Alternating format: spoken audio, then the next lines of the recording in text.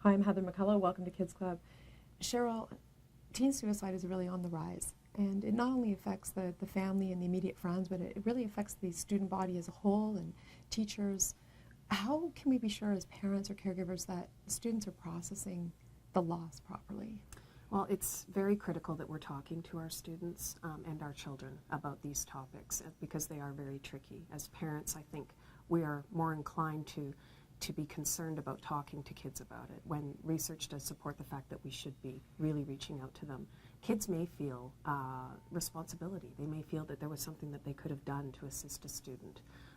When what we do know or what we do need to express to children is that it's oftentimes a situation where the kids don't see any other way out. They don't feel that there is anyone that they can talk to and any other way that they can actually work through their problems. So it's very important that they're not blaming themselves. Absolutely, and taking on that responsibility.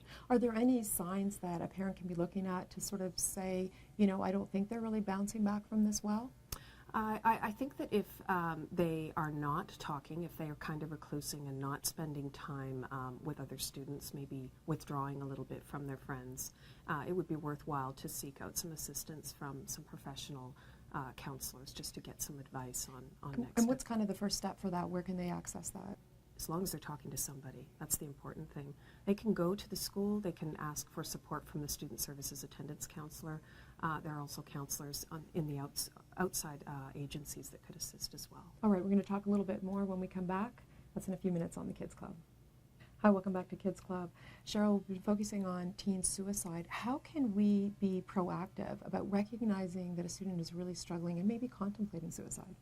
We do know that there are typically a suicide does not occur without there being some warning signs, and those warning signs are typically emotional, behavioral, or physical.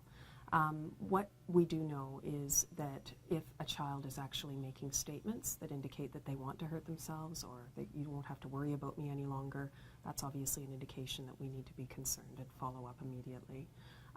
Also, if there's an increase in drug and alcohol use, most certainly another reason why we would follow up immediately. A child whose behavior might have changed dramatically, maybe have become suddenly withdrawn, another indicator. Another thing to be very aware of is just what children are drawing or are possibly writing, and what they are doing when they're on their own. Particularly, we talk about a bedroom dynamic where it's really important to get into your kids' bedrooms and really be seeing what they're doing and talking to them and spending that time with them. It's absolutely critical to know what is happening with them.